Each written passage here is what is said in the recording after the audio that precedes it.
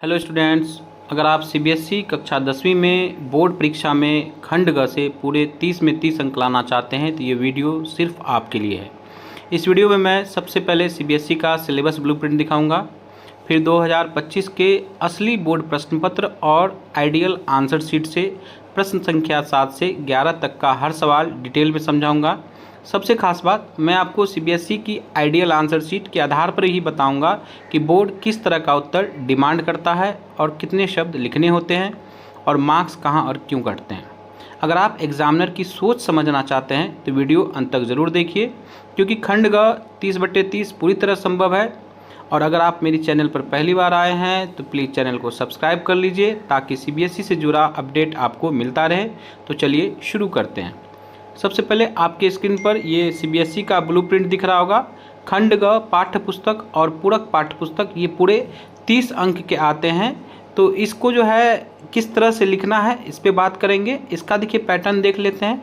इसमें टोटल जो है प्रश्नों का विभाजन किस प्रकार है, तो प्रश्न संख्या 7 से प्रश्न संख्या 11 ये आपका जो है टोटल 5 प्रश्न होने हैं। क्वेश्चन नंबर 7 5 क्वेश्चन पठित काव्यांश के आधार पे, यानी कि आपकी टेक्स्ट बुक की कविता से क्षितिज भाग 2 उसमें से आपका कोई भी पाठांश काव्यांश दिया रहेगा और उसके बेस पे 5 एमसीक्यू क्वेश्चन आएंगे।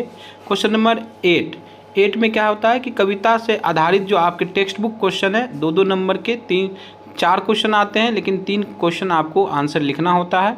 क्वेश्चन नंबर 9 पठित गद्यांश, यानी पढ़े हुए पाठ के आधार पे आपको 5 एमसीक्यू उत्तर देने होते हैं।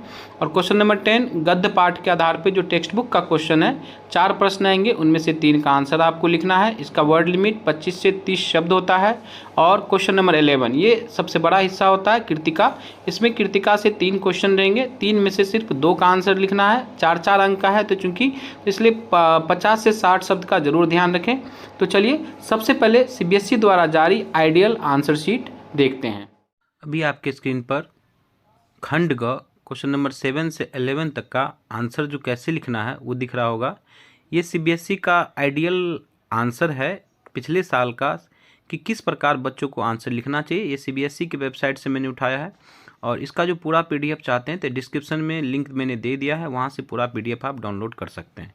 तो अगर आपका सबसे ज़्यादा नंबर यानी कि खंड ग में क्वेश्चन नंबर 7 से लेकर क्वेश्चन नंबर 11 इसमें कटता है, 30 में से मान लीजिए किसी के 20 आते हैं 22 आते हैं, पूरी मेहनत करते हैं फिर भी आपके नंबर कम आते हैं। तो ये कम क्यों आते हैं, इसको किस प्रकार लिखना है, इसको मैंने बारी बारी से हर एक प्रश्न को आपको क्वेश्चन के साथ डिस्कस करूंगा और बताऊंगा भी कि किस प्रकार आपको आंसर लिखने चाहिए कि 30 में से 30 आप लिखे, पूरे के पूरे आपको नंबर आ जाए, उसमें कुछ भी नंबर ना कटे। अब अगर आप पहली बार मेरे चैनल पर आए हैं तो प्लीज़ चैनल को सब्सक्राइब कर लीजिए। सबसे पहले मैं आपको स्क्रीन पर पिछले साल का ओरिजिनल सीबीएसई का हिंदी प्रश्न पत्र दिखा रहा हूँ। हिंदी ए का ये सेट 3 है। आपको कुछ निर्देश होते हैं। इसके बाद जो है क्वेश्चन 7 जो कि हमारा टेक्स्ट बुक का अभी मैं पढ़ा रहा हूँ, पाठ्य पुस्तक एवं पूरक पाठ्य पुस्तक पर आधारित प्रश्न खंड ग क्वेश्चन 7 से शुरू होता है और इसका जो भारांक है सबसे ज़्यादा है। क्वेश्चन पेपर में कुल 30 अंक के प्रश्न होते हैं।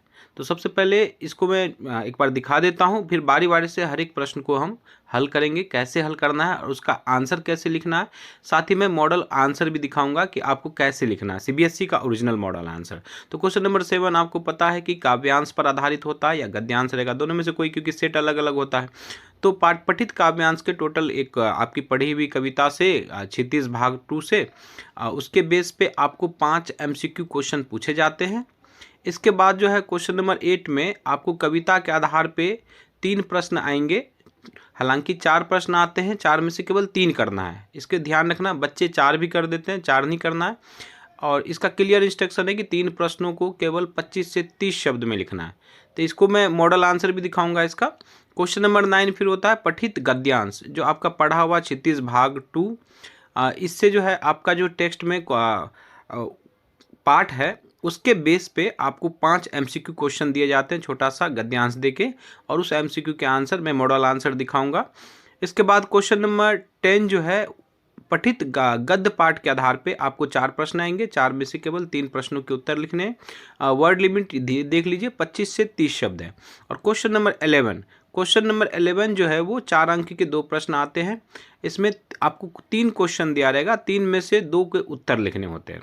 तो इसको कैसे लिखना है और ज़्यादातर नंबर यही कटते, तो उसके मैं मॉडल आंसर भी दिखाऊंगा कि सीबीएसई आपसे किस प्रकार के उत्तर की अपेक्षा करती है। सबसे पहले बात करते हैं सीबीएसई द्वारा जारी आइडियल आंसर शीट पे। ये खंड का क्वेश्चन नंबर 7 से है।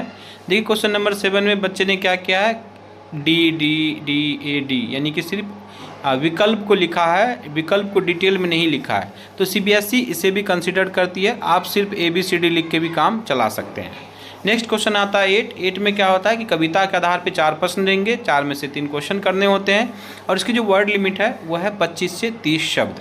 इसमें मेरा ये मानना है कि 3 चैप्टर खासकर संगतकार, अटनी रही और फसल, ये देख लीजिएगा, स्पेशली संगतकार का क्वेश्चन कि जो संगतकार की आवाज़ है वो काँप क्यों रही थी। अब बात करते हैं क्वेश्चन नंबर 8 में जो आपका 3 क्वेश्चन है क ख ग, इसका आइडियल आंसर किस प्रकार है। जैसे प्रश्न था कि जो परशुराम है वो सहस्त्रबाहु का उदाहरण क्यों दिया था, तो उसी का आंसर बच्चे ने लिखा है। देखिए वर्ड लिमिट और जो वर्ड देखिए बीच में एक दिख रहा होगा आपको, जो एक जगह गलत हो गया प्राक करके, तो उसको एक सिंगल क्रॉस किया है, तो सिंगल क्रॉस कीजिए, बहुत ज़्यादा उसमें खिचड़ी नहीं पकानी, गलत हो गया तो बार बार। उसका नेक्स्ट क्वेश्चन जो वसंत ऋतु से क्वेश्चन था कि किस प्रकार जो है वो जो आभा फागुन की अटनी रही, वो वाला क्वेश्चन है कि अटनी रही कविता का प्रतिपाद्य। तो आपके स्क्रीन पे इसके आंसर दिए हुए हैं, आइडियल आंसर किस प्रकार आपको उसके आंसर लिखने हैं। नेक्स्ट क्वेश्चन इसने तीसरा किया हुआ है ग कि यह दंत्रित मुस्कान। इस पार्ट से ये प्रश्न था कि कविता में माता को धन्य क्यों कहा गया है, तो उसी का ये आइडियल आंसर है कि आप इसके आंसर किस प्रकार लिखेंगे। देखिए बीच में अगर वर्ड मिस्टेक हो जाता है तो बच्चे ने क्या किया, लास्ट का आंसर के लास्ट के 2 लाइन में देखिए, तो 2 लाइन में 2 मिस्टेक है, उन्हीं को उसे कहा है और कारण को कारण दिया। तो इसमें क्या किया, जस्ट ऊपर की तरह एरो बना देना है और ऊपर की तरह इसको जिस प्रकार इस बच्चे ने लिखा है उसी प्रकार आपको आंसर लिखने हैं। नेक्स्ट बात करते हैं क्वेश्चन नंबर 9 जो कि आपका पठित गद्यांश के आधार पर आता है। उसके भी 5 MCQ क्वेश्चन होते हैं। गद्यांश को ध्यान से पढ़ें और उसके आंसर आप लिखें। पूरे विकल्प को पूरी तरीके से लिखना जरूरी नहीं है, जो भी सही विकल्प है ABCD आप उसके विकल्प को लिखिए और आगे बढ़िए। नेक्स्ट क्वेश्चन 10, ये भी गद्य खंड के आधार पे 4 में से 3, जिस प्रकार क्वेश्चन नंबर 8 आया था काव्य के आधार पे, क्वेश्चन नंबर 10 गद्य खंड के आधार पे आता है। और मेरे हिसाब से इसका जो कुछ इंपॉर्टेंट लेसन है आप जरूर देख के जाइए उसके क्वेश्चन आंसर, खासकर लखनवी अंदाज, एक कहानी यह भी, नेताजी का चश्मा और बाल गोविंद भगत। तो यहाँ से जरूर आपका आता है। और एक चीज़ बहुत इंपॉर्टेंट कि देखिए 30 से 35 शब्द वर्ड लिमिट ध्यान रखना है। और साथ में ये भी कि जो जितना पूछा जाए क्वेश्चन में, जो पूछा जाए उसी का रिप्लाई दीजिए। आपको ना राम कथा नहीं लिखनी, कहानी नहीं लिखनी है पूरी। 25 से 30 शब्द या 35 शब्द में आप क्या लिखेंगे, क्वेश्चन का आंसर लिखेंगे। कई बच्चे मिस्टेक करते हैं कि बहुत बड़ा लिख दिया। देखिए जैसे आपके स्क्रीन पे दिख रहा होगा कि नवाबी संस्कृति की 2 विशेषता लिखे, तो अब देखिए बच्चे ने 2 विशेषता लिखी। अब कुछ बच्चे क्या करते हैं कि एक ही लिखा, या कुछ बच्चे क्या करते हैं पूरी कहानी लिखने लग जाते हैं कि लेखक जो है, लेखक जा रहा था, फिर जाके एक नवाब साहब जा रहे थे और लेखक उसमें ट्रेन में बीच में कूद पड़े, पूरी कहानी लिख दी। उसकी ज़रूरत है नहीं, अगर आपसे 2 विशेषता पूछा 2 विशेषता लिखिए। उसी तरह 10th का ख देखिए, ख जो है ये क्वेश्चन था कि अच्छे अध्यापक की क्या गुण होने चाहिए, मन्नू भंडारी वाली चैप्टर से था। तो इसमें बच्चे ने क्लियर कट लिखा। देखिए कई बार एप्लीकेशन बेस्ड क्वेश्चन होता है तो थोड़ी बहुत कहानी नहीं भी पता है तो आप अपना दिमाग लगाइए और वहाँ आपके उसके आंसर लिखिए। वर्ड लिमिट का ध्यान रखना है और मैं अगेन रिपीट कर रहा हूँ, आपको कहानी रिपीट नहीं करनी है। उसके बाद ग का ये देखिए, ग का इन्होंने बाल गोविंद भगत सच्चे अनुयायी थे, इसके आधार की ये क्वेश्चन था कि पाठ के आधार पर लिखिए। तो पाठ के आधार पर इन्होंने 2 इसके आंसर लिखे हैं कि उन्होंने अपने पुत्र को मुखाग्नि पुत्र वधु द्वार दिलवाई। मतलब कि एक कबीर भक्त जो मतलब ब्राह्मणवाद का विरोध करते थे, उसके विरोध में ये इन्होंने अपने कथन को जस्टिफाई किया है। तो आपको आंसर इसी तरह से लिखना है। अब आते हैं सबसे इम्पोर्टेंट हिस्सा, कृतिका। कृतिका जो है ये सबसे महत्वपूर्ण हिस्सा मैं इसलिए कर रहा हूँ कि बच्चे जो है यहाँ वर्ड लिमिटेशन का ध्यान नहीं रखते हैं और क्या करते हैं कि पूरी कहानी लिख दी या 2 या 3 लाइन में आंसर लिखा, तो ये नंबर यहीं कटते हैं। एक्चुअल में देखा जाए, मैं सीबीएसई के आंसर सालों साल से चेक कर रहा हूँ कॉपियाँ सीबीएसई बोर्ड एग्जाम के, उसमें यही गलती होती है। या तो बच्चे ने बहुत ज़्यादा लिख रखा और बहुत सारे वर्ड मिस्टेक, या बिल्कुल कम लिखा। तो आपको वर्ड लिमिट का ध्यान रखना कि 50 से 60 शब्द, मतलब कि भूमिका 1 पंक्ति में लिख दिए, मुख्य उत्तर 4-5 पंक्ति में लिख दिए, अपना विचार 1 पंक्ति में या निष्कर्ष 1 पंक्ति में। तो इस तरह से आपका 7, 8, 9 पंक्ति का आंसर बनेगा, उससे ज़्यादा का आंसर नहीं बनना चाहिए। और इसको जो है जो पूछा जाए, इसमें एक चीज़ का मेरा ध्यान रखिएगा, मैं जो बात कह रहा हूँ कि इसमें एप्लीकेशन बेस्ड क्वेश्चन आते हैं, मतलब प्रायोगिक क्वेश्चन, टेक्स्ट बुक का क्वेश्चन हूबहू नहीं आएगा, ठीक है। इसके आइडियल आंसर पे देखिए, जैसे ये क्वेश्चन आया था कि भोलानाथ वाला जो चैप्टर है उसमें उस टाइम के खेल और आज के खेल में क्या फ़र्क है। तो बच्चे ने बहुत अच्छा से लिखा। एक पैराग्राफ में उन्होंने लिखा कि उस टाइम किस प्रकार खेल खेलते थे, और दूसरे पैराग्राफ में देखिए उसने ये लिखा है कि आज बच्चे कैसे खेलते, कि इसके ठीक विपरीत आज के बच्चे प्रकृति से ज़्यादा समीप नहीं आ पाते। तो बहुत ही आइडियल आंसर है ये। नेक्स्ट क्वेश्चन खंड का इन्होंने लिखा मैं क्यों लिखता है। इसमें लिखने से प्रेरित होने के लिए ये क्वेश्चन था कि लेखक क्यों लिखता है, इसके बारे में थोड़ा सा बताना था। तो बच्चे ने बहुत ही नपा तुला और सटीक शब्दों में लिखा हुआ। आप इसको पॉज करके स्क्रीनशॉट ले सकते हैं या फिर इसको एक बार पढ़ लीजिए, क्योंकि ये ना बार बार रिपीटेड क्वेश्चन आता है इस चैप्टर से, मैं क्यों लिखता है। इसमें लेखक ने लिखने का कारण क्या बताया है, तो इसको एक बार देख लीजिए। अब सबसे ज़रूरी बात जिसका आपको ध्यान रखना है कि मार्क्स कटते कहाँ हैं। आपने पूरी पढ़ाई की लेकिन फिर भी प्री बोर्ड में नंबर नहीं आ रहे। तो सबसे कुछ चीज़ें मैंने जो बता रहा हूँ इसको ध्यान रखिए। पहला है कि वर्ड लिमिट इग्नोर नहीं करना है। वर्ड लिमिट का बहुत ज़्यादा ध्यान रखना। अगर आपको 2 नंबर का क्वेश्चन है तो 30 शब्द 35 शब्द, 4 नंबर का क्वेश्चन है तो 60 शब्द 50 शब्द, इसी का ध्यान रखना है। कहानी लिख देना। जैसे मान लो कोई क्वेश्चन पूछा, बाल गोविंद भगत के बारे में पूछ दिया कि वो अपने क्या कहते हैं ब्राह्मणवाद पे किस प्रकार चोट करते हैं, आपने पूरी कहानी लिख दी कि बाल गोविंद भगत ऐसे थे वैसे थे, उसकी पुत्रवधू ऐसी थी, बेटा मर गया। क्या जरूरत है, जितना पूछा जाए उतना लिखिए। नेक्स्ट है प्रश्न की भाषा ना दोहराना। देखिए जो क्वेश्चन पूछा जाए आंसर क्वेश्चन से ही शुरू करेंगे। अगर को पूछा कि क्यों था तो आप वहाँ पूरा क्वेश्चन उतार के लिखिए इसलिए था। मतलब अपनी भाषा की बजाय क्वेश्चन की भाषा से शुरुआत कीजिए।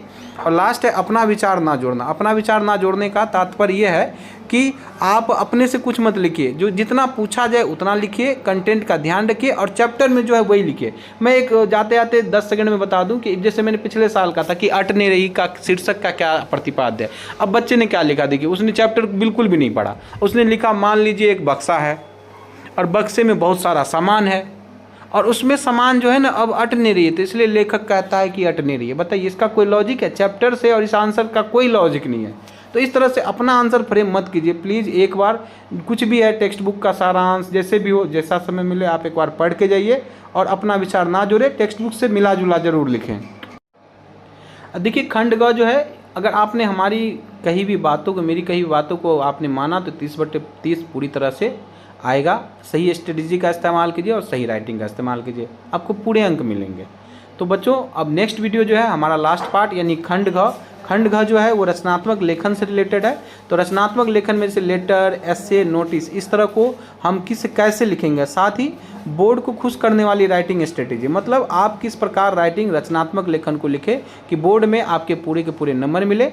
तो ऐसे ही आसान CBSE वीडियो के लिए मेरे चैनल को सब्सक्राइब कर लीजिए, लाइक कर लीजिए और दोस्तों के साथ शेयर कीजिए, ताकि अगले वीडियो जो है खंड ग उसकी भी अपडेट आपको मिलते रहे और CBSE से जुड़ा हुआ सारा न्यूज़ आपको मिलता रहे। तो चैनल को प्लीज़ सब्सक्राइब कर लीजिए। वीडियो के अंत तक बने रहने के लिए आपका धन्यवाद। जय हिंद।